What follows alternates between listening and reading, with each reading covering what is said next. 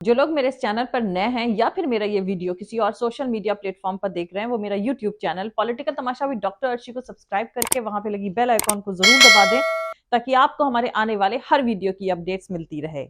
और दोस्तों, अगर आपको हमारा काम पसंद आता है, हमारे वीडियोस पसंद आते हैं, तो www.patreon.com/dr अर्शी खान पर जाकर डोनेट करके आप हमारे काम को सपोर्ट कर सकते हैं। तो चलिए आज के सियासी तमाशे के सफर को शुरू करते हैं।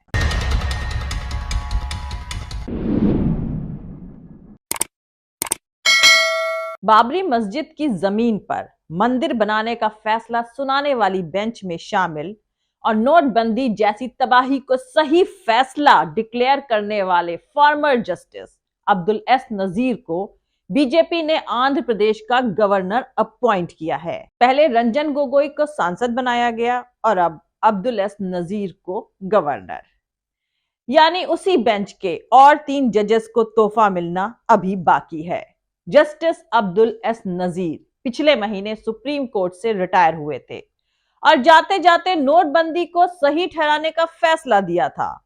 अब प्रेसिडेंट ऑफ इंडिया ने उन्हें आंध्र प्रदेश का गवर्नर बना दिया है। सोचिए कितना शर्मनाक है ये सियासी तमाशा कि रिटायरमेंट के सिर्फ 1 महीने बाद ही मलाई वाली नौकरी हथिया ली गई है। खुलेआम बेशर्मी का तमाशा चल रहा है। जस्टिस रंजन गोगोई और जस्टिस नजीर जैसे लोग न्यायपालिका और डेमोक्रेसी को कमजोर कर रहे हैं। वैसे जस्टिस अब्दुल एस नजीर की नजर में जुडिशियरी और डेमोक्रेसी के लिए थोड़ी सी भी इज्जत अगर बाकी बची हो तो उन्हें गवर्नर की कुर्सी ठुकरा देनी चाहिए, क्योंकि जजेस को इस तरह खुलेआम सौदा करते देखकर बेहद तकलीफ होती है। वैसे तो बिकने पर आ जाओ तो घट जाते हैं दाम अक्सर। जस्टिस अब्दुल नजीर ने एक गवर्नर के पद के लिए ट्रिपल तलाक और बाबरी मस्जिद मामले में पूरी कौम का सौदा कर लिया। खैर, जज साहब को ट्रिपल तलाक और बाबरी मस्जिद के फैसले के बदले गवर्नर का पद मुबारक हो, लेकिन हकीकत यह है कि सौदा बहुत सस्ता कर लिया है। दोस्तों, आपको बता दूं कि मोदी सरकार ने बड़ा फेरबदल करते हुए महाराष्ट्र समेत 12 स्टेट्स और 1 यूनियन टेरिटरी में गवर्नर्स को बदल दिया है। प्रेसिडेंट द्रौपदी मुर्मू के दफ्तर ने एक बयान जारी करके कहा कि उन्होंने महाराष्ट्र के गवर्नर भगत सिंह कोश्यारी और यूनियन टेरिटरी लद्दाख के उपराज्यपाल राधा कृष्णन का इस्तीफा एक्सेप्ट कर लिया है। बयान में कहा गया है कि भगत सिंह कोश्यारी की जगह अब झारखंड के गवर्नर रहे रमेश बैस महाराष्ट्र के गवर्नर होंगे।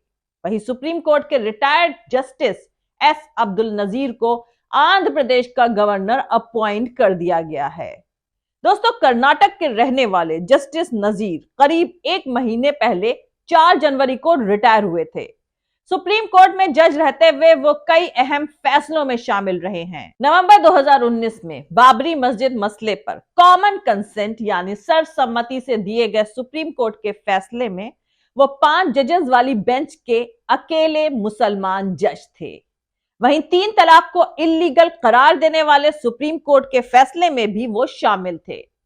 जस्टिस नजीर मोदी सरकार की नोटबंदी के फैसले को ठीक ठहराने वाली बेंच में भी शामिल थे। सुप्रीम कोर्ट की वेबसाइट पर मौजूद जानकारी के मुताबिक उनकी पैदाइश 5 जनवरी 1958 को कर्नाटक में हुई थी और उन्होंने अपनी वकालत का करियर 1983 यानी 1983 से कर्नाटक हाई कोर्ट से शुरू किया था। उन्हें 2003 में कर्नाटक हाई कोर्ट में एडिशनल जज बनाया गया था। सुप्रीम कोर्ट में उन्हें फरवरी 2017 में जज बनाया गया था। कुल मिलाकर सियासी तमाशा यह है कि मन चाहे फैसले सुनाओ, नौकरी के बाद भी मलाई वाला पद पाओ। सुने लेट मिस्टर जेटली ने क्या कहा था। Pre retirement judgments are influenced by the desire of a post retirement job. Pre-retirement judgments are influenced by the desire of a post-retirement job. दोस्तों, दूसरी तरफ सियासी तमाशा यह है कि सेबी ने अडानी से रिलेटेड मॉरिशस की 4 कंपनियों पर जांच शुरू कर दी है। एलआईसी ने यह कहकर कि अब वो अडानी की कंपनीज में इन्वेस्टमेंट यानी निवेश नहीं करेंगे, शायद गलती मान रहे हैं। अडानी की 3,39,000 करोड़ की देनदारी है। माना जा रहा है कि अडानी स्कैम आजादी के बाद का सबसे बड़ा घोटाला साबित हो सकता है। वहीं दुनिया के 9 बड़े बैंकों ने अडानी से पिछले साल अंबुजा सीमेंट को खरीदने के लिए दिए गए $5.25 बिलियन के लोन की वसूली शुरू कर दी है। इनमें बार्कलेस मेन है, जिसने 12 से 18 महीने के लिए $750 मिलियन दिए थे। इसके अलावा स्टैंडर्ड चार्टर्ड, जापान के MUFG, सिटी बैंक और JP मॉर्गन ने भी वसूली शुरू कर दी है। तमाशेबाजी का भरम इंसान को एक झटके में ले डूबता है।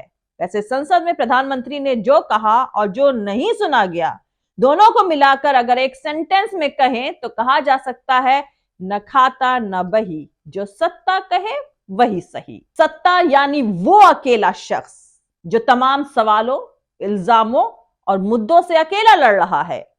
सियासी तमाशा यह है कि वो अकेला ऐसा शख्स है जिसके इर्द गिर्द बहुमत की सत्ता का जाल बुना जाता है, जीत की इबरत लिखी जाती है और हारी हुई बाजी भी जीत ली जाती है। वो अगर कहे कि ना कोई घुसा ना घुस कर बैठा है तो समूचा सिस्टम उसे सही साबित करेगा, फिर चाहे वो कॉन्स्टिट्यूशनल इंस्टीट्यूशंस हो या खुद सुप्रीम कोर्ट और उसके रिटायरमेंट के बाद गवर्नर बने वाले जज साहब। यानी समूचा देश सत्ता के आतंक में उस एक शख्स की मुट्ठी में बंधक है जिसे ना पसंद नहीं है। तालियां, मेज की थपथपाहट और वाहवाही खूब भाती है। सत्ता का ये नंगा नाच आपने बीते कुछ सालों में बखूबी देख लिया होगा। उस LIC को भी कोई फर्क नहीं पड़ा जिसका अडानी में इन्वेस्टमेंट से घाटा अब इतना बढ़ गया है कि कंपनी के ब्रोकर्स को रोज मिलने वाला 16 करोड़ का इंसेंटिव अब 3 करोड़ पर आ गया है। आप कहते रहिए कि LIC डूब रही है, डूब जाएगी, लेकिन सत्ता कहेगी सब ठीक है। RBI कहेगा हां, कोई क्राइसिस नहीं है। देश के हजारों चैनल भी उसे दोहराएंगे और बेरोजगारी, महंगाई से जूझती आवाम मान भी लेगी। वैसे मानने के सिवा आवाम के पास चारा भी नहीं है, क्योंकि कॉर्पोरेट्स भी आपके नहीं, सत्ता के साथ है। दरअसल सवाल धंधे का है, जो नहीं है वो ED, CBI और IT के छापे झेलेगा। भारत की फाइनेंशियल मुश्किलें बढ़ चुकी हैं। बैंकों को तकरीबन 7 लाख करोड़ का NPA साफ करना है। ये पैसा भी मुल्क की आवाम ही देगी, ठीक वैसे ही जैसे पहले 10 लाख करोड़ चुकाया था। फॉरेन फाइनेंशियल इंस्टीट्यूशंस को भारत में पैसा लगाना अब जोखिम का काम नजर आता है, खासकर तब जबकि देश की कुछ कंपनियां कुछ बना नहीं रही लेकिन शेयर उछल रहे हैं। साफ तौर पर यह उस करप्शन का मामला है जिसे सिस्टम ने डेवलपमेंट का ऑप्शन मानकर एडजस्ट कर लिया है। भारत की आवाम तो पहले ही कर चुकी है, यहां साफ कोई नहीं। सवाल सिर्फ इतना है कि सबसे बड़ा दलाल या चोर कौन है। कुल मिलाकर कहा जाए तो महज 2 ही पारियों में जब सत्ता पूरे भारत की तानाशाही के शिकंजे में जकड़ चुकी हो तो इस बेबसी में जिंदगी का हर तमाशा सूना ही नजर आता है। वैसे एक वक्त था जब भारत के यंगस्टर्स दुनिया में हो रही क्रांति में अपना अहम कंट्रीब्यूशन दे रहे थे।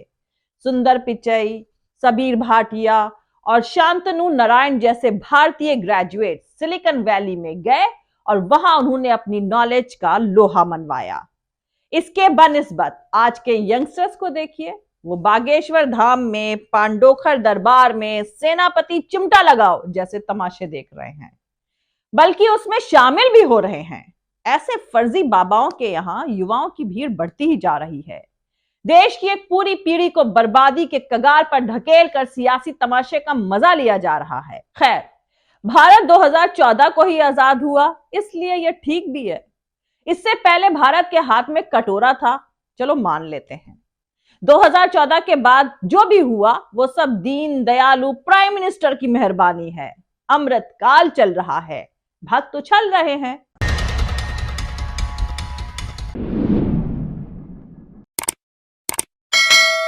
तो अब मुझे भी इजाजत दीजिए, मिलते हैं अगले वीडियो में किसी दूसरे नए सियासी तमाशे के साथ। जय हिंद, सत्यमेव जयते, अल्लाह हाफिज।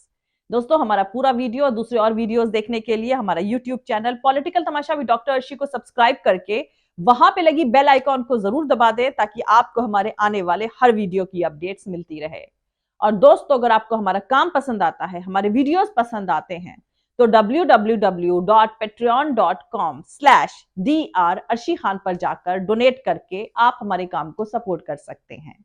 दोस्तों, अगर आपको हमारा वीडियो पसंद आता है तो लाइक और शेयर करना हरगिज नहीं भूलें। आप हमें फॉलो भी कर सकते हैं हमारे ट्विटर, इंस्टाग्राम और फेसबुक पेज पर।